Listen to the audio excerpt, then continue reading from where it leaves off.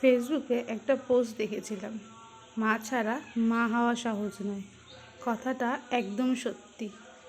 আজ মা আছে বলে আমি এতটা কিছু বুঝতে পারি না যে একটা বাচ্চা পেছনে কতটা খাটতি হয়।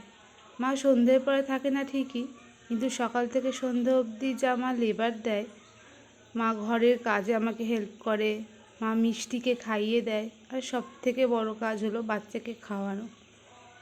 এইটা যে করে দিতে পারে বা যার বাচ্চা তাড়াতাড়ি খেয়ে নেয়, তার মায়ের যে কী শান্তি। আমার মেয়ে 10 ঘন্টা ধরে খায়, মানে 2 ঘন্টা ধরে বসে খায় দুপুরে ভাত, তাও পুরোপুরি খাওয়াতে পারি না। এই যে মা যেমন সন্ধে থেকে নেই, তো সবসময় সাথে সাথে নিয়ে কাজ করতে হয়, কি করব, কিছু করার নেই। অনেকে বলে এখনও মেয়ের বাড়ি যেতে হয়, এখনও মেয়ের বাড়ি যেতে হয়, রোজ মেয়ের বাড়ি যান। কিন্তু ওনারা কি করে বুঝবেন যে একটা ছোট্ট বাচ্চা হলে, ঘরে কোনো কেউ হেল্প করার না থাকলে একজনকে সত্যি দরকার হয়। তাছাড়া আমার 2টো কুকুরও আছে, তাদেরকেও দেখতে হয়। সামনে বটি নিয়েও মেয়েটাকে বসেই আমাকে কাজ করতে হয়, কিছু করার নেই। রাত্রিবেলা রান্না করতে হবে। দুপুরবেলা মাছ রান্না হয়েছিল, তো ওর বাবার মাছটা ঠিক পছন্দ করে না, খায় কিন্তু মাছ দিয়ে পুরো ভাত খেতে পারবে না, সেই জন্য গিলা মেটে নিয়ে আসবে। তাই রাত হয়ে গেছে, অনেক রাত হবে রান্না করতে, তাই সব একটু কেটে কুটে গুছিয়ে রাখছি, তাহলে আসলে রান্নাটা বসিয়ে দিতে পারবো। দুটো কুকুরকেও খেতে দিতে হবে রাত্রিবেলা, মেয়েরও খাওয়ার করতে হবে। ওই যে মনে হয় এসে গেছে, চলো। এই দেখুন, সারা দিন পরে যখন কাজ থেকে বাড়ি আসে, 2টো কুকুর অধীর আগ্রহে অপেক্ষা করে ওর জন্য। এই যে এসেছে, এবার ওদের খুব শান্তি, ওরা খেলবে। দেখুন, কেউ সামনে নেই, সবাই ওর পিছনে চলে গেছে। কী যে ভালোবাসে ওরা, সত্যি ওদের ভালোবাসার কাছে কারোর ভালোবাসা তুলনাই হয় না।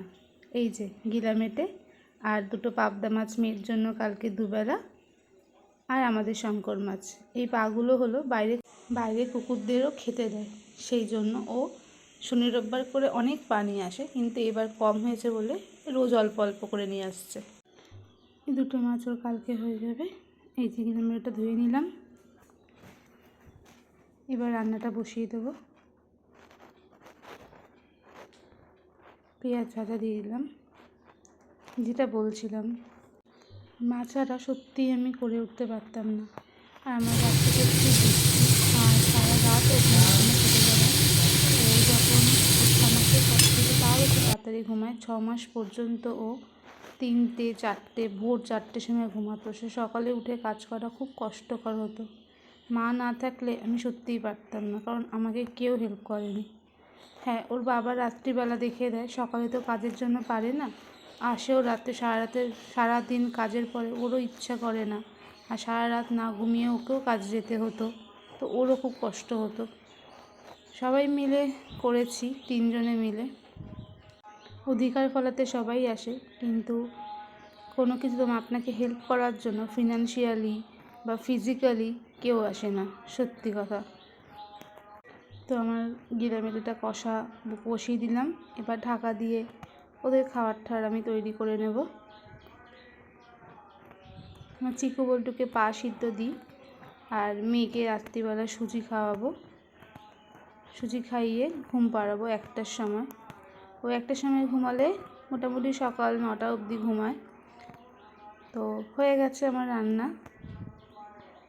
তো কাজ হয়ে গেছিলো বলে জামা কাপড় গোছাচ্ছিলাম, আর মেয়ের সঙ্গে একটু খেলছিলাম। টুকি ধাপ্পা টুকি ধাপ্পা।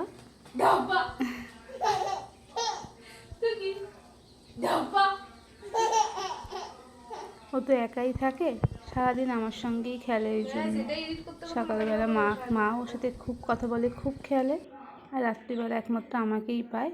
আর ও বেশি টাইম দিতে পারে না, তবুও রাত্রিবেলাটা অনেকক্ষণ ও ধরে, অনেকক্ষণ দেখে। আর বাবার সঙ্গে ওর ভিডিও দেবো, দেখবেন ভীষণ হাসে, বাবাকে সবথেকে বেশি ভালোবাসে বাবাকেও। তো এই গোছানো হয়ে গেল। আজকে এই পর্যন্ত, দেখা হবে অন্য আরেকটা ভিডিওতে। টাটা।